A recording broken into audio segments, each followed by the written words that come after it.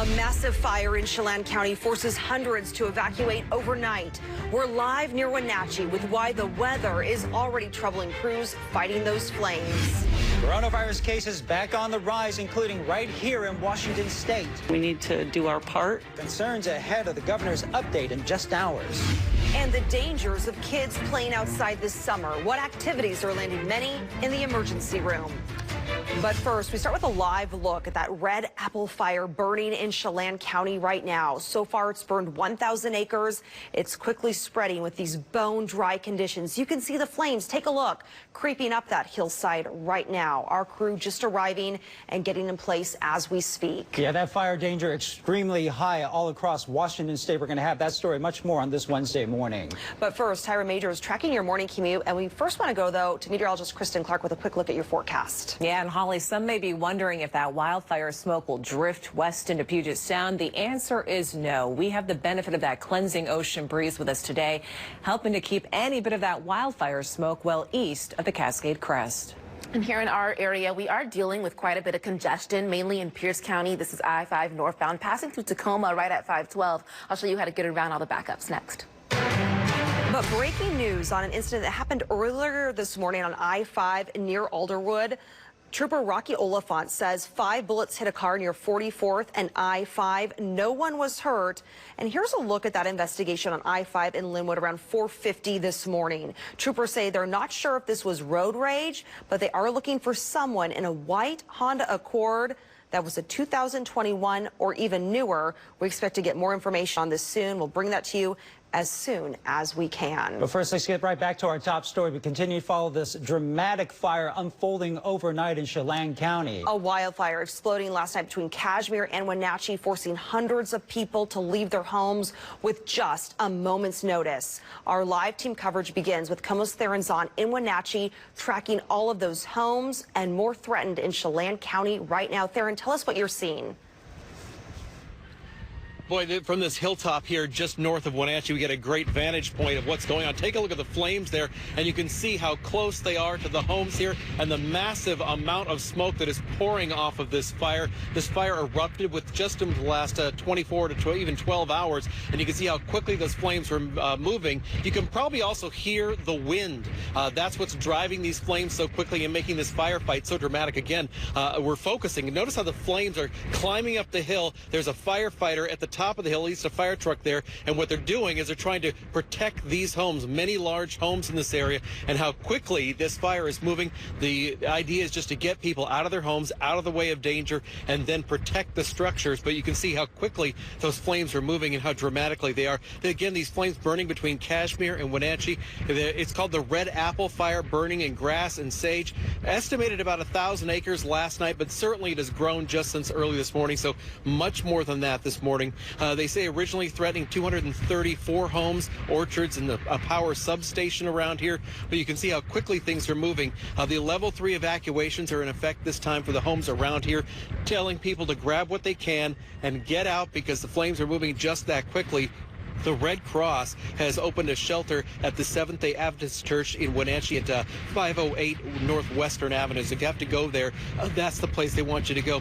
There are 3 strike teams at least on this fire right now. More are expected to be deployed as the day goes on.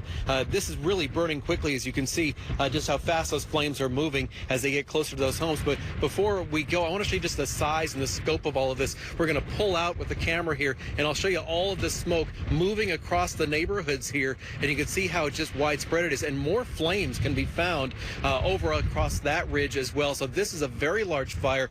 Originally, as we heard, about 1,000 acres, clearly much bigger than that this morning. And to show you just sort of what of a apocalyptic type scene it is this morning here just north of Wenatchee, that's the sunrise. It's just a red ball in the sky as the wildfire smoke continues to consume this area. But we'll bring the camera back around toward where we were just showing you how those flames, they had actually really erupted erupted even more so. But notice how more firefighters are now at the top of that ridge there doing their best to protect those homes. But that's how quickly this fire is moving. Just since we have been on the air in this live shot, that's how quickly those flames have raced up that hillside and toward those homes there. Notice how dramatic that firefight is as the winds really whip up those flames and bring them closer and closer to those homes. Some beautiful homes here. This is why people move to this part of our state, to get this kind of vantage point. But you can see this morning the danger involved now that we have such extreme fire danger. In fact, a little bit later on today, the governor is going to be speaking to reporters to talk about the fire danger right now around the state and the resources that are available to fight fires like this. But this is what's going on, and we're going to keep you updated throughout the morning. Kristen, let us know about the fire forecast, because I can tell you it's windy here. Is this going to continue? Yes, unfortunately, yes. That is certainly a wind-driven fire indeed. Today through Thursday, red flag warnings have been posted. This means critical fire danger exists basically anywhere east of the Cascades. That's due in part to this push. That westerly wind descending the eastern slopes of the Cascades. As that mixes the air, it really dries out the air. So we're talking very low relative humidity combined with tinder dry vegetation, resulting in potentially what we just saw, explosive fire development. So this is going to continue through at least Thursday before they finally see cooler conditions, better available moisture, but numerous fires still burning across the Intermountain West. We had a prescribed burn, JBLM, that's what was showing up here west of the Cascades. But noticing that the future cast smoke, we have the benefit of that onshore flow. So western Washington will not see the smoke from all these fires east of the Cascades. And eventually by Thursday night, they too get some cleansing air in there. This is going to be after today, though, 90s and triple digits, hot and hazy for these areas east of the Cascades. Winthrop, talk about poor air quality too in some of these spots here with that nearby wildfire smoke. And in Okanogan County, we're following several destructive wildfires near Nespleum and the Colville Reservation. This cluster of fires destroyed more than a dozen homes, burned more than 12,000 acres. Those flames forcing people living in the area to evacuate as those fires swept through their neighborhoods. I had pictures and stuff like that in there too also that was of my family, you know. Been here for 20 years, you know, and kind of grow attached to it. Nice little humble home, but it was my home, you know. Yeah, a lot of people losing their homes this morning. This morning was zero containment. The big concern for fire crews is that shifting winds that we saw in Theron's live shot. Adding to the problems with this firefight, we're told that flames burned telephone equipment in that area, causing a service outage. Hundreds of fires are burning across the West right now. The U.S. has already seen nearly 34,000 separate wildfires. More than 2 million acres have burned.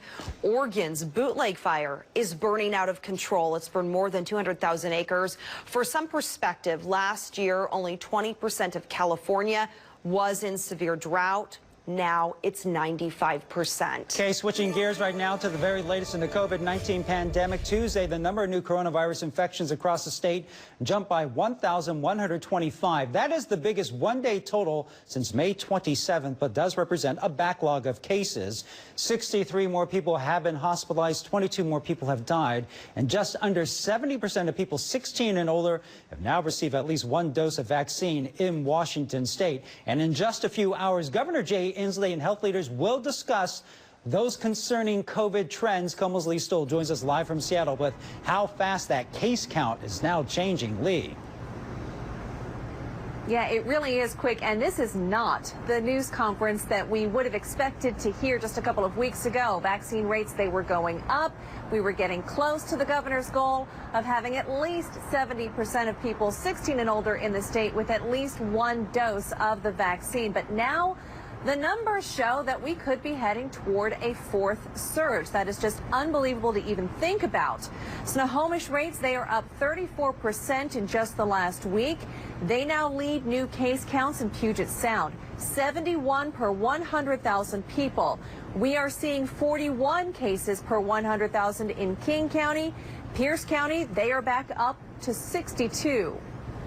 I want to emphasize that the COVID-19 pandemic is not, I repeat, not over.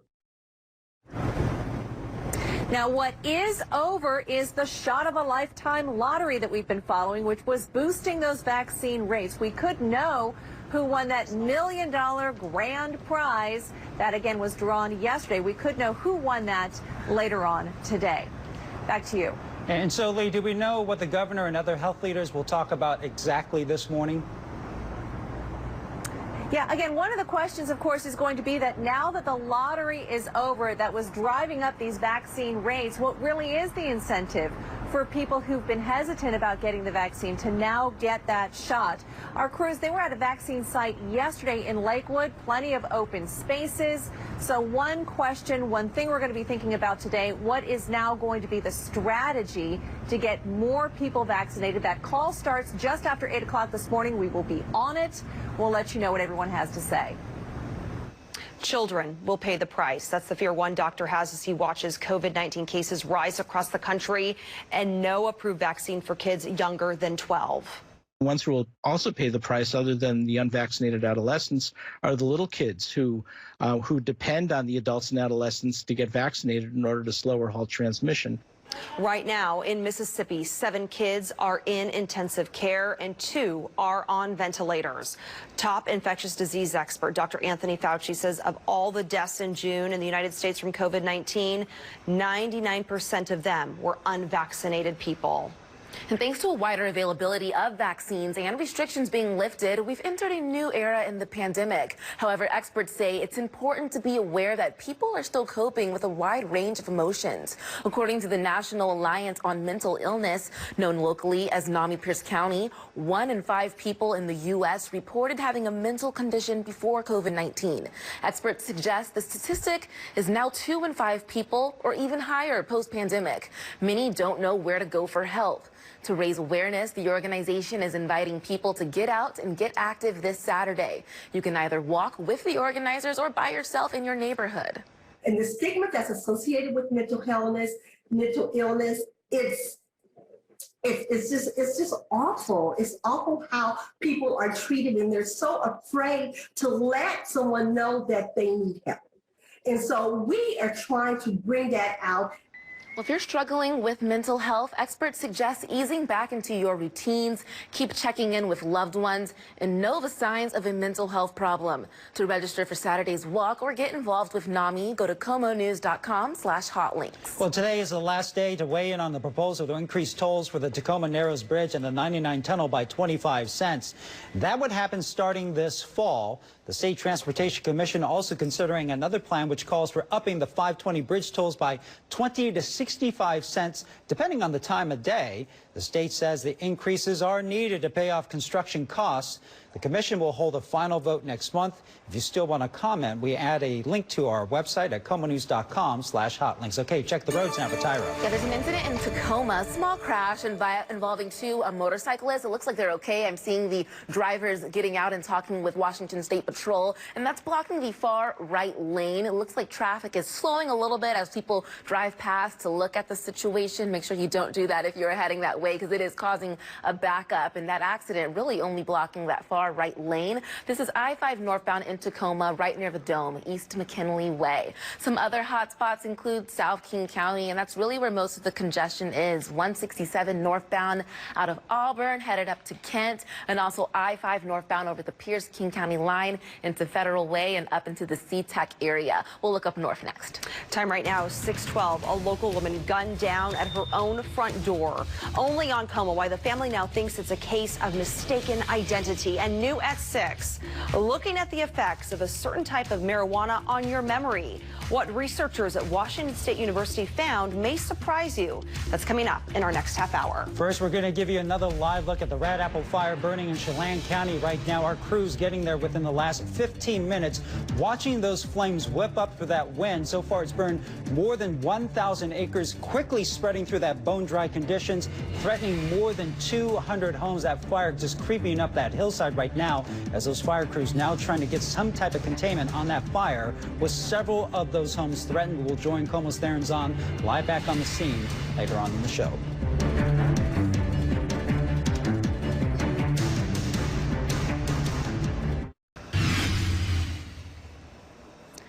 All right, we are tracking some breaking news. Fire crews on the scene of a house fire in South King County. This is on 337th Street in Federal Way. South King Fire tweeting that crews rescued a person with a ladder. Here's a look at their tweet right now. Crews are now fighting the fire in a defensive mode. Several agencies working together to put this fire out. Well, the daughters of a Federal Way woman gunned down at her front door believe it could be a case of mistaken identity. It's a story you will only see right here on Como News. On Thursday night, someone knocked on their door at their apartment. Fantadali answered it. The 44-year-old was then killed right in the doorway of the Glen Park apartments. Her daughters say they're still confused and wondering if their mother was even the intended target. Do you know if anyone wanted to target you and your sister? I still wouldn't know. We don't do anything to have anyone want to hurt us, to kill us, take our life in that type of way. Detectives say they're still reviewing evidence, witness statements, and running down possible leads, but they still don't know who did it or why. Candidates hoping to become the next citywide council member in Seattle took part in a forum about gun violence yesterday. The Alliance for Gun Responsibility and Grandmothers Against Gun Violence organized this event. Candidates talked about what they believe contributes to gun crimes. That young people who commit acts of gun violence are also the same folks that are often impacted by gun violence that happened before. And the reason they end up perpetuating that is because we fail to respond to the mental health, physical health, and economic needs of that community to stop it. Gun violence is an American problem, and it does cut across class and race and age and gender lines. Candidates are vying for the position 9 council seat. Council President Lorena Gonzalez, who's running for mayor, currently holds that job. Here's a look at the backup in Tacoma on I-5 northbound. Due to that earlier crash near the dome I showed you, you can see those cars completely stalled there. At least the drivers who are in the express lanes are moving through there smoothly. But you can see there that the right lane is just blocked where that crash is near the dome. Once you pass it, things are looking quite nice. Taking a look at Snohomish County, no issues here. The morning commute is really breezy. From Everett to Seattle, your commute only about 27 minutes. Tracking traffic into downtown Seattle as well. Looks like slowing is starting to happen in the northbound lanes there on I-5. There's also a stalled car on I-90 eastbound after Rainier Avenue South that is stalling traffic a bit there. Now this weekend, the commute is going to get really tough in downtown Seattle because Revive I-5 weekend number 2 starts. I'm going to go over that for you in my next hit. And today, I'm counting our atmospheric blessings because while much of the Intermountain West is shrouded in wildfire smoke, we have the benefit of that cleansing ocean breeze. But as you go east of the Cascades, we're looking live at the Winthrop area. There's a lot of smoke. It's reducing the visibility such that the Varden-Cedar Creek fire that has closed portions of the Northern Cascades Highway, they weren't able to do any aerial assaults, okay? Any bit of aircraft to help fight those flames. They could not fly yesterday, due in part to all that smoke in the air, really reducing the visibility. So this has been a concern here. Poor air quality today in a few spots here across central and eastern Washington with all the smoke from fires that are currently burning in that part of our state. But locally here, this is the time-lapse view of Seattle. You can barely see it because we've had a stronger pull of that Pacific air move far inland overnight. And these clouds will be very slow to clear today. They're going to stick around through at least lunch and maybe some spits of drizzle out of these clouds early today before breaking apart starting around noon today, but most certainly by early afternoon, seeing more and more sunshine emerge as the afternoon wears on. So as a result of that delayed sunshine, our highs today will likely stay in the 70s. Now, 76 in Seattle is down from a high of 81 yesterday, so a little bit cooler relatively speaking. In fact, we stay in the low 60s. Port Townsend, Oak Harbor, with a west breeze developing straight through the strait, and that's going to result in maybe some choppy water near the Admiralty Inlet later on today. Wouldn't be surprised if a few spots along the Pacific coast stayed in the 50s even this afternoon. Yeah, mid-70s in Olympia there in South Sound. They don't get the benefit of the ocean breeze east of the Cascades. They're still seeing 90-degree conditions here, even triple-digit readings with hazy conditions as well with the wildfire smoke in place. That's because there's a little dome of high pressure, a little bit of a ridge here supplying that heat for one more day. That begins to weaken. It flattens out and begins to move east. So that straight westerly flow will eventually bring in cooling conditions to eastern Washington later this week. And then this is the next weather maker. It's a slow-moving storm that stalls just offshore the BC coast. That drags in even cooler ocean air and also the chance of rain. How about that on Friday? It could be one of our first opportunities for rain in over 4 weeks. So there we go. Friday, light showers that wrap up early Saturday, drying out, clearing out, warming back up well into the 70s this weekend. Let's take you back out live to Wenatchee right now. This is the Red Apple Fire. It's erupted in Chelan County overnight. That is smoke The smoke getting thicker by the minute as we watch those flames burn up a hillside there. Level 3 evacuations in the area are in effect. More than 230 homes are being threatened, along with the power substation and orchards. Take a look at the flames just climbing up that hillside and climbing up it fast. That fire broke out just last night. It's already scorched at least 1,000 acres, but Theron Azan has been out there reporting for us this morning. He believes it could be even larger than 1,000 acres. The wind conditions, as you can see by that bush right there, really whipping up and spreading those flames. We'll continue to track this breaking news out of Chelan County all morning long.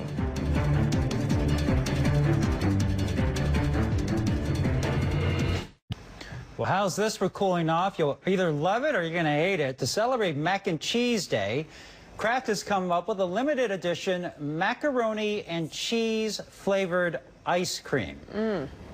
The company said in a statement it wanted to combine two iconic comfort foods and teamed up with a Brooklyn-based company. For that creation, Kraft boasts that the new ice cream has no artificial flavors, preservatives, or dyes. You might need some. It goes on sale today for $12 a pint. Ooh. On their websites while supplies last. I'm still trying to figure out how I feel about this. I would definitely try it. I feel like my daughter would love it. She loves mac and cheese and she loves ice cream. I'm conflicted right now. I was skeptical at first, but it looks good. Yeah, I think it's worth a try. I think for sure, right? And then maybe some feedback. I mean, I love mac and cheese. Yeah. I love ice cream. I totally sent that to my husband, and he's like, we're getting some this weekend. Oh, well, there you go. Well, let us know how it goes, right? Yeah, Kristen, report back to us on Monday. We want to know. I will. We do. Yep. All right, we are tracking breaking news out of Wenatchee. Let's get back live to the red apple fire that erupted in Chelan County overnight. A live look at the flames just roaring up a hillside right now, getting dangerously close to homes. Level 3 evacuations in that area now in effect as more than 230 homes are threatened, along with a power substation and even some orchards. That area of our state home to several orchards. The fire broke out just last night. Already scorched at least 1,000 acres. We've been showing you the wind in Theron's live report. You could just hear the wind in his live shot. You could see it kind of whipping up those bushes right there. It is pushing those flames up the hillside, and as you can see, it's also filling the sky with smoke this morning. We're back right after this quick break.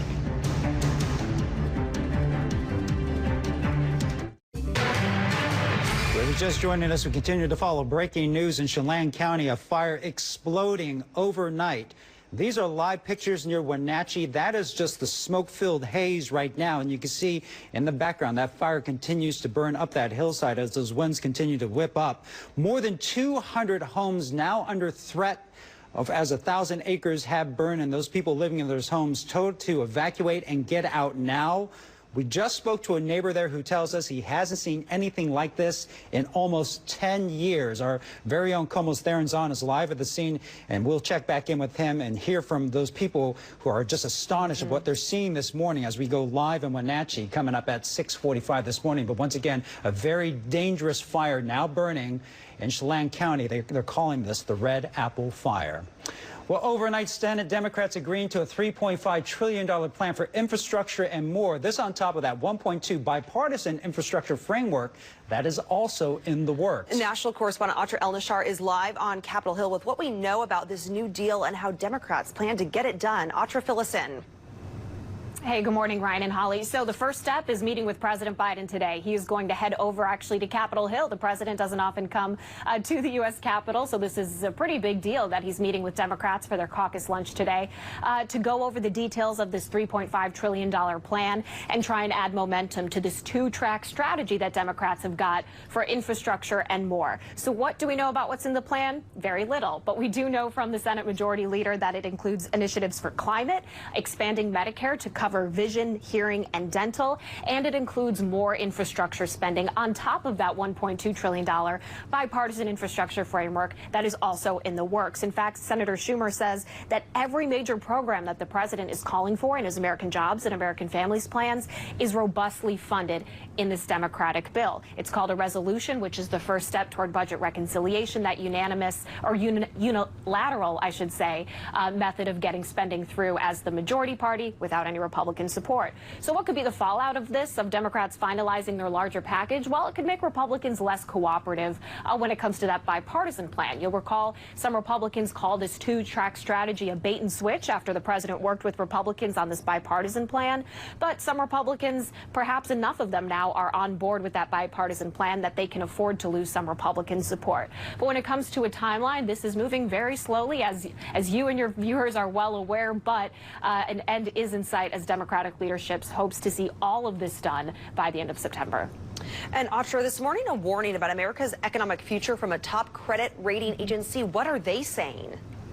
Right. So after reaffirming the U.S.'s perfect AAA credit rating, Fitch Ratings, which is a top credit agency, warns that that rating could go down for two major reasons. One is the rising debt that the U.S. has incurred, but also political polarization, something that you don't always connect with the economic situation of a country. But this report by Fitch specifically cited January 6th and referred to it as, quote, deterioration of governance.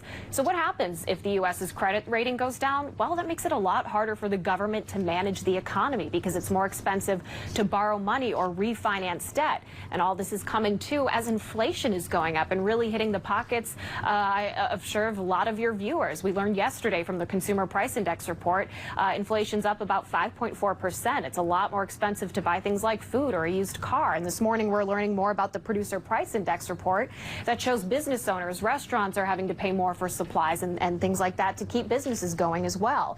But today we're going to also hear from the head of the chair of the Federal Reserve, Jerome Powell. He's testifying before a House committee, and no doubt he'll be asked about his projection, the Fed's projection, that inflation will steadily climb for the rest of the year before returning to the normal 2% rate next year. Back to you. Thank you very much, Audra. New this morning, a look at some of the most dangerous summer activities for kids that parents may overlook. Child drownings remain the leading cause of unintentional death among children ages 1 to 4 years old.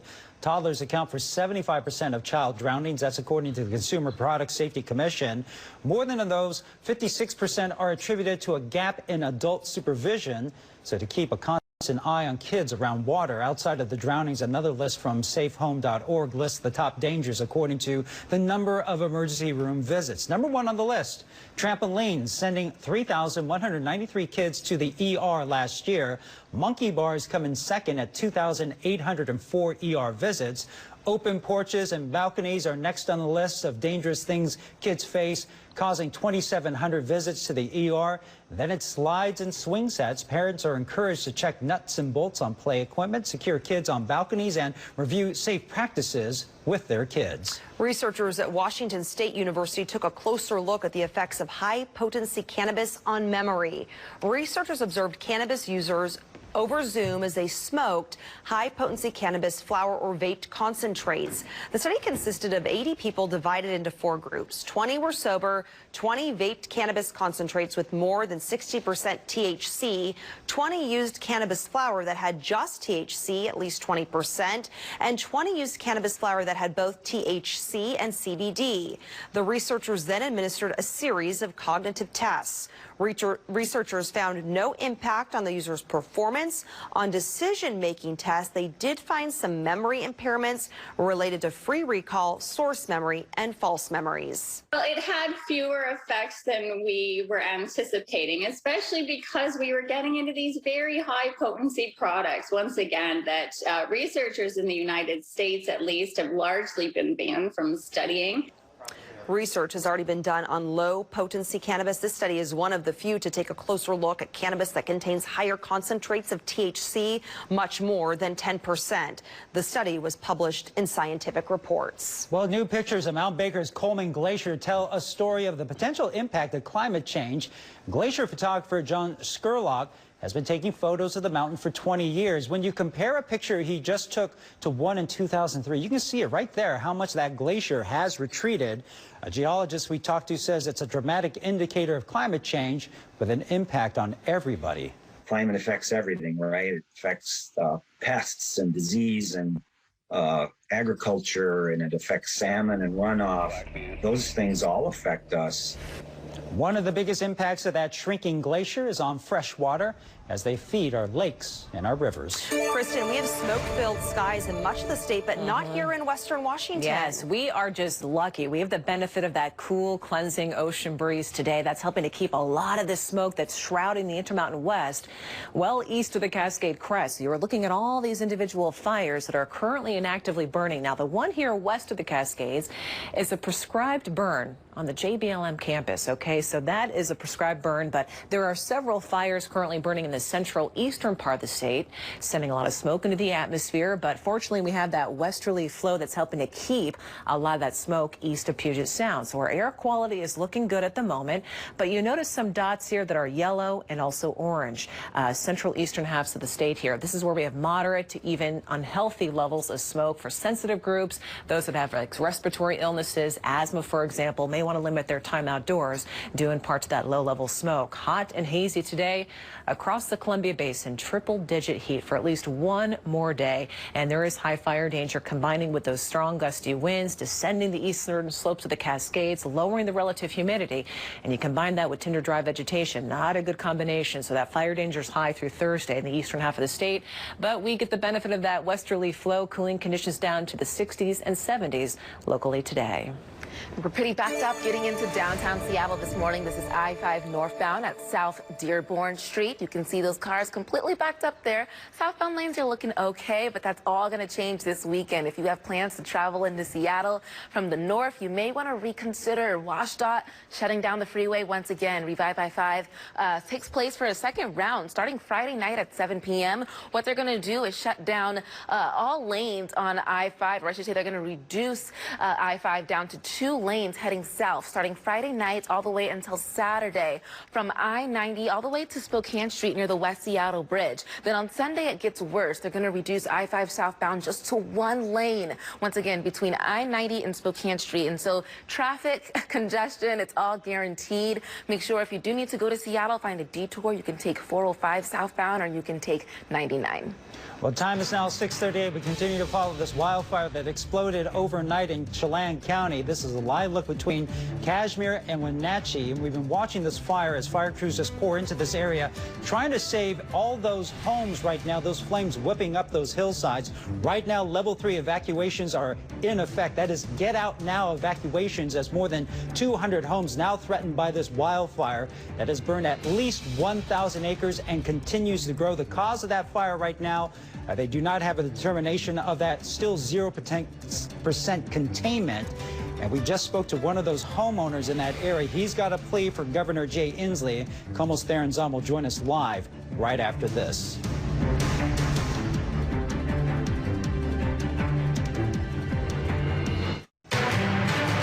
Time right now is 6:42. If you are just joining us, we are following breaking news out of Chelan County right now. A new wildfire blowing up overnight between Kashmir and Wenatchee. Let's get right to Como's Theron Zahn. He's live on a hilltop in North Wenatchee. And Theron, we can see those flames behind you just ripping up that hillside.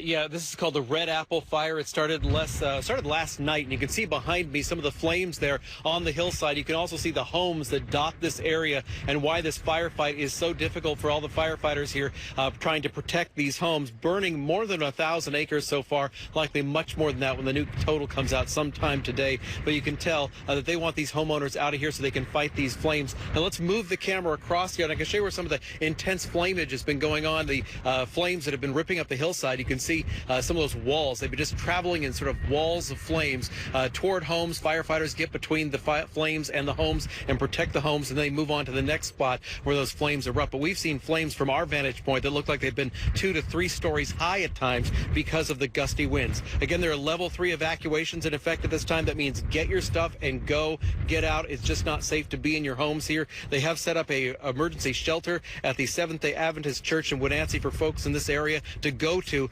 because it's been really last minute. This all blew up overnight. 200 homes or more threatened right now orchards as well, along with a power substation. There is some concern that that could burn and send the power out around here for many places. We got 3 strike teams here and more on the way likely as the day goes on, and it is going to be a tough firefight because I can tell you the winds have been whipping up viciously just since we've been here. And when you're down in the valley on Highway 2, you don't really feel it until you get up here on this ridge here, and then you can feel these winds gusting, my estimate, between 20 and 30 miles an hour, maybe even gusts above that. But again, you can see how much smoke is involved here. We were talking to some folks who live around here. We talked to a guy, and he was making a plea directly to the governor. We need the governor to spend more time to give us more resource and spend more money over here for the firefighters. And we need to give them more raises because this is going on a lot the last 10 years. And again, back out here live, the governor is expected to speak later today at a news conference to address the dry weather, the wildfire threat, and resources that are going to be going to these fires because they're stretched very thin. In fact, right now, every firefighter in the state is on alert to be on a fire like this, and they're asking for fire resources even from out of state. Again, let's take the camera over here. You can see how these neighborhoods here, fire trucks going up and down the streets here, and at times we can actually hear some water being put down to preventatively, but they're making sure that people are out of their homes and that everyone is safe, but the flames continue to move. Let's move the camera again a bit more to the west here, and you can see how the smoke is continuing to sort of fill these neighborhoods as the flames move on through. But as of right now, we've got no reports of any homes burning, but also to give you an idea, just to set you a scene here, take a look off to the west, how this would otherwise be a tremendously beautiful morning with the Cascades right there. You can see why people choose to live in this part of the state because it is so beautiful. But again, with all the flames burning, especially as you can see over here, these blackened hillsides this morning here just outside of Wenatchee, it is a tough firefight and likely to be going on for some time. And that wind not helping things. We could see it whipping there, and we could also hear it. Stay with the Como News all morning long, on air and online. And on our website, you find more stories about the growing wildfire danger in our state and along the West Coast. Check it out, comonews.com, for the most up-to-date information. Well, a spike in COVID case counts has health leaders in our state worried we could be heading for a 4th surge. Como's Lee Stahl is live with what we can expect the governor to talk about in just a few hours, especially with that Delta variant now spreading through many parts of this state and across the country. Yeah, that really is a concern. Governor Inslee sounds like he's going to have a busy day. He is expected to be on a news conference call with health officials in less than 2 hours from now, and we are going to be on that call as well. This is not the conversation that really anyone in a leadership position was expecting to have at this point. We are so close to reaching the governor's goal for having at least 70% of people 16 and up with at least 1 vaccine dose, and the state economy just fully reopened. Well, now case counts are rising fast. Snohomish rates, they are up 34% in just the last week. That $1 million shot of a lifetime lottery grand prize was just drawn yesterday, so some worry, what is the incentive to get more people vaccinated now? I hope that even though that the drawing is over, people still recognize the importance of the lottery, of the vaccine, of getting the vaccine, so that we can all return to our normal lives, get our economy moving again, just so we can all start to feel safe. Now, new cases, they are rising across Puget Sound very quickly. 71 per 100,000 people in Snohomish County, 41 cases per 100,000 in King County. Pierce County is back up to 62. Dr. Fauci making the point, most of those cases, more than 99% of those new cases are with people who have not gotten vaccinated yet. That is a key point to share. That news conference this morning starting just after 8 o'clock this morning. We're going to be on a call like we mentioned. We'll let you know what they have to say. Back to you. All right. Thank you very much, Lee. The IRS has announced about 4 million refunds will be sent out this week to people who overpaid taxes in their 2020 unemployment benefits. The numbers get a little complicated because it's all because of the $1.9 trillion American Rescue Plan Act that excluded unemployment compensation from taxable income. But Many taxpayers had already filed their tax returns before that legislation was approved. It is summer and you're likely spending more time outdoors. An outdoor rug can help define a seating area, make it cozy. Unlike typical outdoor furnishings, outdoor rugs don't have a long lifespan. You can expect them to last from 3 to 7 years, shorter if you live in a humid or subtropical climate. In addition to fading from the sun, moisture can be the enemy of a rug, causing mold and mildew that can damage the surface beneath. So consider where your rug will be placed. Unless it's sealed, a concrete surface can be porous and become mildewed, and a rug placed on grass or wood will also trap moisture beneath. The most important factor when looking at a rug is breathability. Look for rugs labeled polypropylene or olefin. It's the same plastic used in rope and sportswear, and it resists fading and staining. Regardless of the type of rug you have, it's important to occasionally hang it and allow it to dry out. A lot of stop-and-go traffic for drivers headed out of Everett this morning. This is I-5 southbound, close to 526. That's the Boeing Freeway. No accidents to report on. It's just people headed out for their work day. This is the usual, what we see for the morning commute. Your drive time from Everett to Seattle sits at 40 minutes. Same thing from Everett to Bellevue if you're using 405 southbound. A little lighter on that side. Heads up, if you are traveling over the Pierce-King County line today at 10 a.m., WashDOT's going to be removing some trees that were previously damaged by fire. This is I-5 northbound over the Pierce-King County line. They're starting that work at 10 a.m. They say they have to do it in the daytime hours because of safety reasons. So if you are headed out that way at 10 a.m., just know you're going to be in some stop-and-go traffic. Our next heavy spot is I-5 northbound, leaving Federal Way up into Des Moines. Also 405 northbound in Renton. All the usual suspects. Currently, your drive times are high. From Federal Way to Seattle, it sits at 45 minutes. Renton to Bellevue, 30 minutes. And developing story early this morning has been the Red Apple Fire outside of Wenatchee. The winds have not been favorable for fighting this fire, and here's a live look. There's a lot of smoke, and the fires have been threatening nearby homes.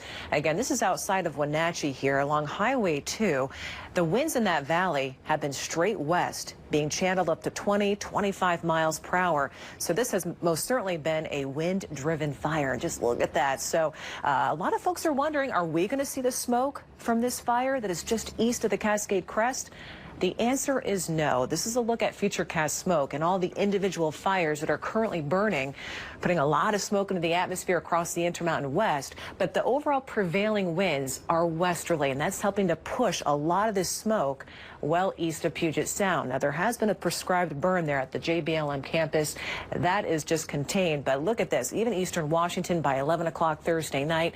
See the benefit of that cleansing onshore breeze. Looking at a big reduction potentially in some of that near surface smoke by the end of this week.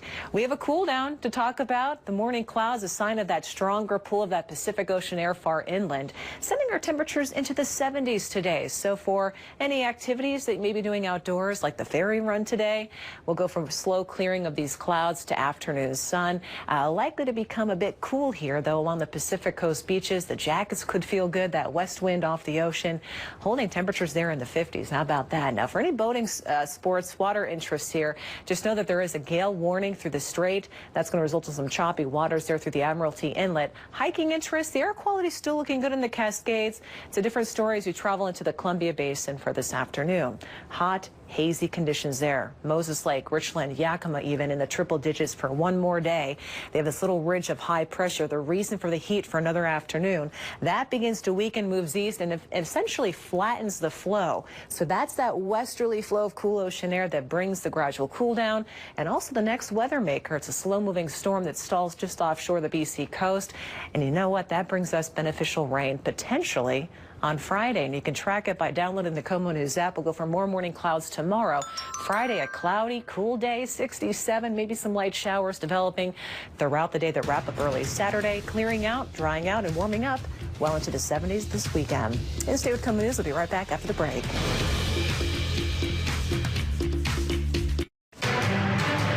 If you are just waking up, we continue to track this breaking news, a new wildfire that just erupted overnight in Chelan County. This is a live look near Wenatchee this morning. This is called the Red Apple Fire. It broke out just last night. It has already grown to at least 1,000 acres. People who live there in more than 230 homes told to get out. Those homes, even a power substation and some orchards being threatened by the flames ripping up a hillside right now. We did speak to a neighbor a little earlier, that neighbor telling us he hasn't seen anything like this in 10 years. And again, that wind just pushing those flames of that fire up a hillside, and you can see the smoke filling the sky. Holly, we're also tracking this still developing story. 5 bullets hitting a car overnight near 44th and I-5 in Linwood. The good news, no one was hurt. This is a look at the investigation around 4:50 this morning. Tyra brought this to us as breaking news. Troopers say they're not sure if this was road rage, but they're looking for someone in a white Honda Accord that was 2021 or newer. The good news for the commute, that roadway has long since reopened. Tyra. Yeah, but now there is traffic in other places. This is 405 northbound leaving Renton this morning. You can see those cars there just completely stalled. It's pretty much bad like this everywhere. Be sure to check those drive times before you leave. And we have a cool down into the 60s by Friday and our first opportunity for rain by then in over 4 weeks. Clearing out, warming up again well into the 70s for the weekend. You could certainly use the rain. Thanks so much for joining us this morning. Yeah, we'll be right back here for a midday show at 11 a.m. Much more on that fire burning in Chelan County.